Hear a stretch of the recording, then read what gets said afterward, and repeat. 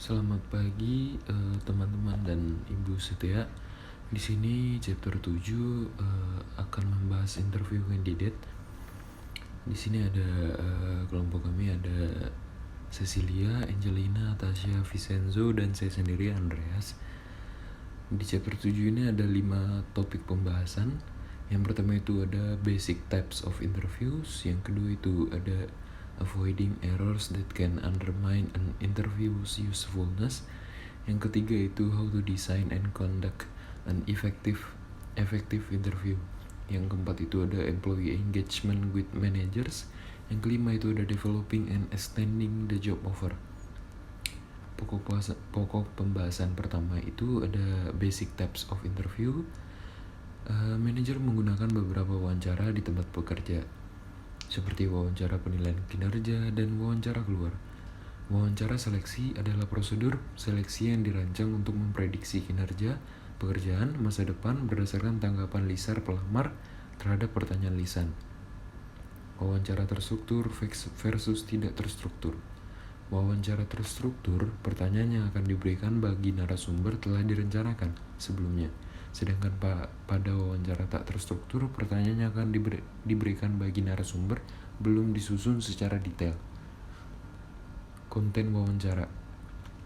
Jenis pertanyaan apa yang harus ditanyakan? Wawancara situasional.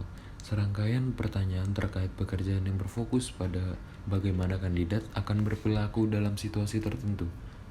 Wawancara perilaku.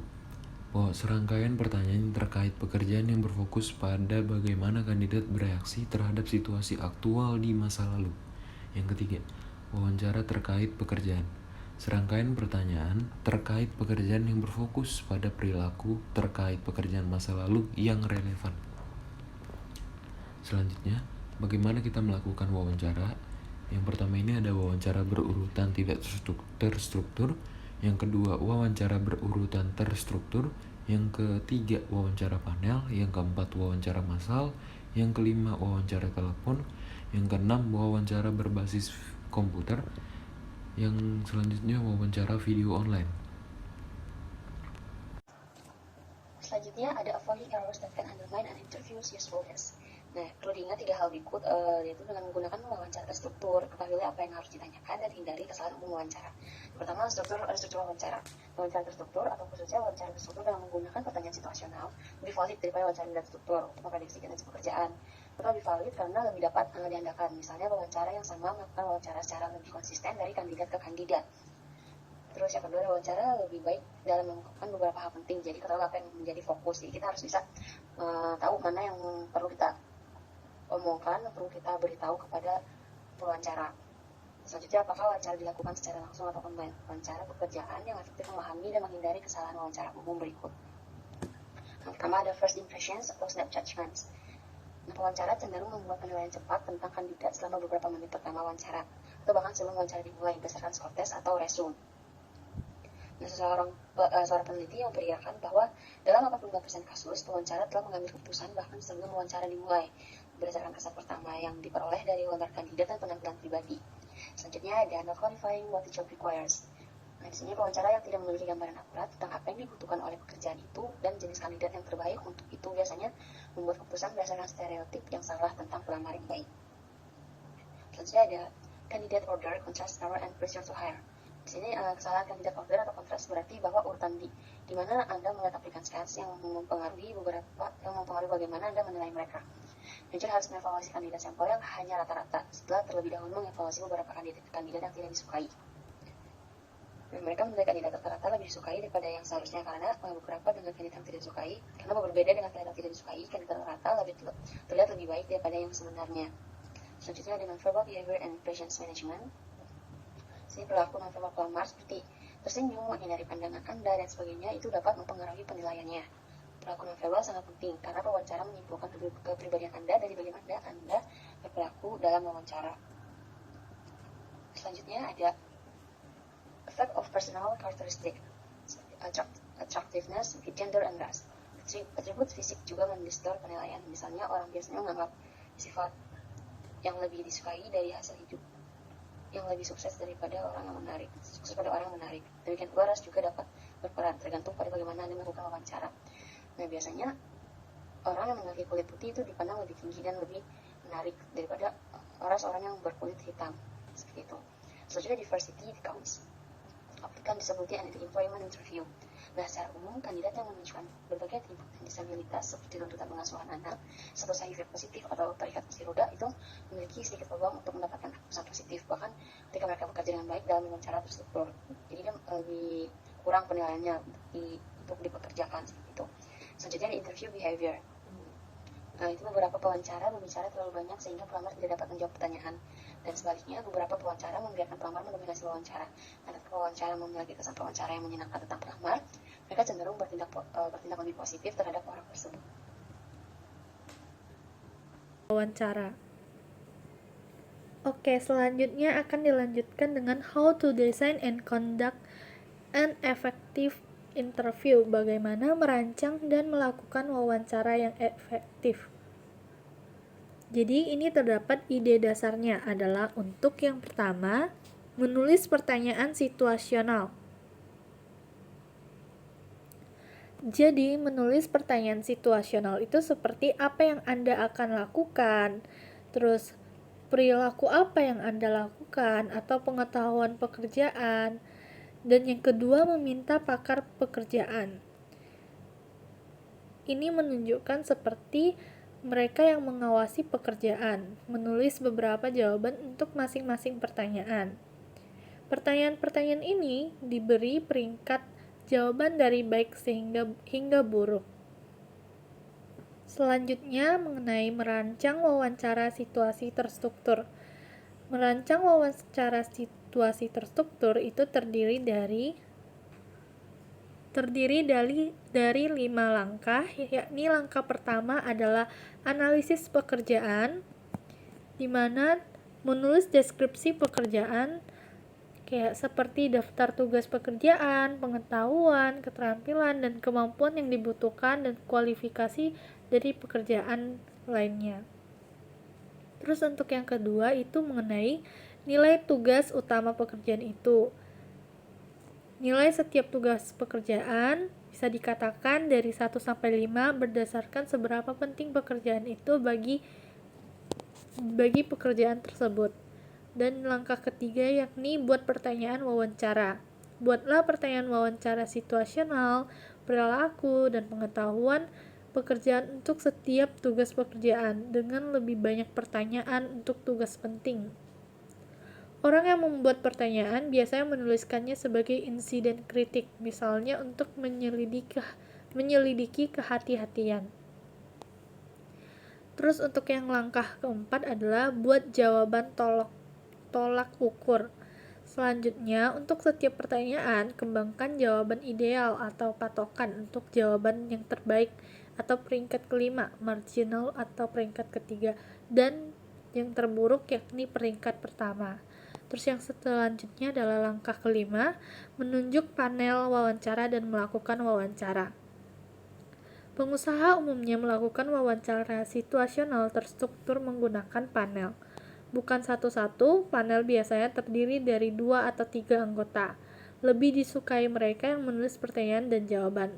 Mereka mungkin juga termasuk penyelidikan pekerjaan dan atau pemegang jabatan, dan perwakilan sumber daya manusia itu sendiri. Panel yang sama mewawancarai semua kandidat untuk pekerjaan itu. Oke. Jadi, anggota panel meninjau deskripsi pekerjaan, pertanyaan, dan jawaban benchmark sebelum wawancara. Salah satu anggota panel memperkenalkan peramal dan menanyakan semua pertanyaan dari semua pelamar dalam wawancara ini, dan kandidat berikutnya untuk memastikan konsistensi. Namun, semua anggota panel mencatat dan menilai jawaban peramal pada lembar penilaian. Program berbasis web membantu pewawancara merancang dan mengatur wawancara seleksi berbasis perilaku. Misalnya SelectPro. Dalam websitenya yakni www.selectpro.net. yang memungkinkan pewawancara membuat wawancara seleksi berbasis perilaku, panduan wawancara khusus, dan wawancara online otomatis. Berikut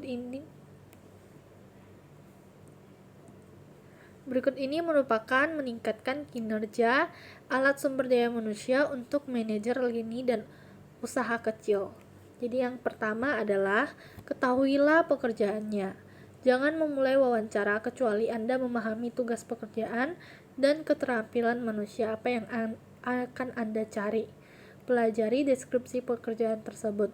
Terus yang langkah kedua yakni susun wawancara. Penataan apapun lebih baik daripada tidak sama sekali.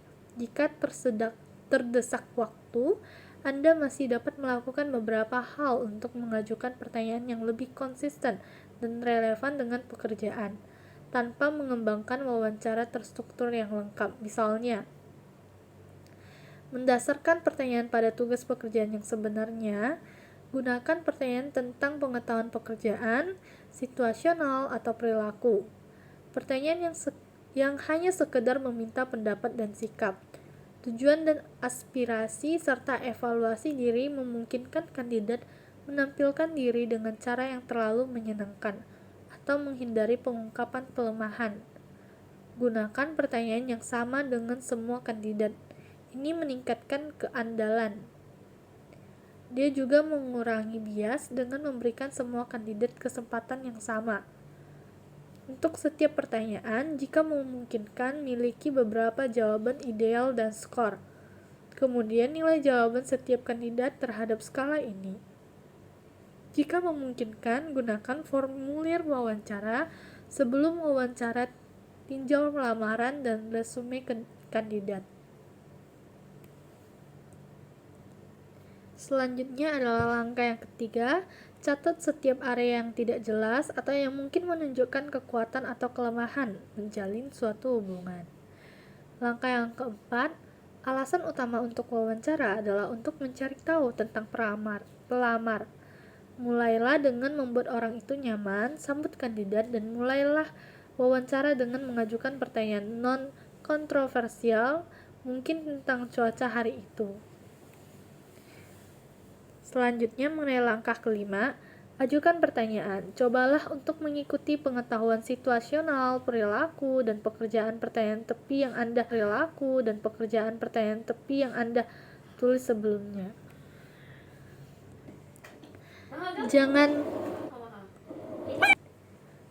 Jangan menginterogasi pelamar seolah-olah orang tersebut sedang diadili.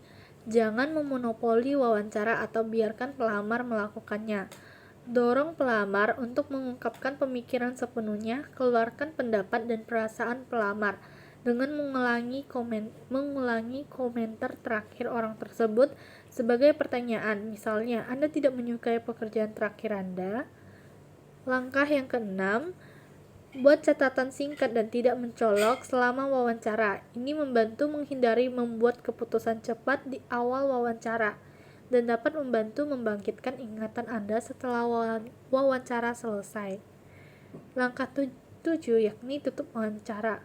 Luangkan waktu untuk menjawab pertanyaan apapun yang mungkin dimiliki kandidat, dan jika sesuai, untuk mengadvokasi perusahaan Anda kepada kandidat, cobalah untuk mengakhiri wawancara dengan nada positif. Dan langkah ke-8 yakni tinjau wawancara. Setelah kandidat pergi, tinjau catatan wawancara Anda, skor jawaban wawancara jika Anda menggunakan panduan, dan buat keputusan. Employee Engagement Guide for Manager. Totalitas atribut yang paling sesuai dengan persyaratan total pemberi kerja. Program Toyota banyak pengusaha membuat program seleksi total yang ditunjukkan untuk memilih kandidat yang motor digunakan untuk memilih karyawan untuk pekerjaan tim perakitan mobil menggambarkan hal ini. Toyota mencari beberapa hal, yaitu ia menginginkan karyawan dengan keterampilan impersonal yang baik karena penekanan pekerjaan pada kerjasama tim. Penekanan Toyota pada Kaizen agar pekerja memperbaiki proses kerja melalui komitmen pekerja terhadap kualitas terbaik, menjelaskan penekanannya pada keterampilan penalaran dan pemecahan masalah serta memperkerjakan pekerja yang cerdas, terdidik, dan terlibat. 90 kualitas adalah nilai inti Toyota. Jadi Toyota menginginkan riwayat, komitmen, kualitas pada orang-orang yang dipekerjakannya. Toyota juga menginginkan karyawan dengan keinginan untuk belajar dan bersedia mencoba hal-hal dengan cara Toyota atau cara tim. Sistem produksi Toyota mengandalkan pengambilan keputusan konsensus, rotasi pekerjaan, dan jalur karir yang fleksibel, yang pada gilirannya membutuhkan pemain tim yang fleksibel dan berpikiran terbuka, bukan dogmatis. Toyota Way. Proses perekrutan Toyota bertujuan untuk mengidentifikasi kandidat perakit tersebut. Prosesnya memakan waktu sekitar 20 jam dan 6 fase selama beberapa hari, yaitu langkah 1, aplikasi online yang mendalam 20-30 menit. Langkah 2, penilaian berbasis komputer selama 2 hingga 5 jam. Langkah 3, penilaian simulasi kerja 6 hingga 8 jam. Langkah 4, wawancara tatap muka. Langkah 5, pemeriksaan latar belakang, screening obat, dan pemeriksaan medis. Langkah 6, tawaran pekerjaan. Toyota menggunakan proses perekrutan total untuk mengidentifikasi dan memilih karyawan yang terlibat. 4 tema umum terlihat dari proses Toyota. Pertama, perekrutan berbasis nilai berarti mengklarifikasi nilai-nilainya sendiri sebelum memulai proses seleksi karyawan. Kedua, perusahaan dengan keterlibatan tinggi seperti Toyota meluangkan waktu dan upaya untuk proses penyaringan yang menyeluruh. Ketiga, proses penyaringan tidak hanya mengidentifikasi pengetahuan dan keterampilan teknis. Sebaliknya, ia mencari kandidat yang nilai dan keterampilannya sesuai dengan kebutuhan perusahaan. Terima kasih.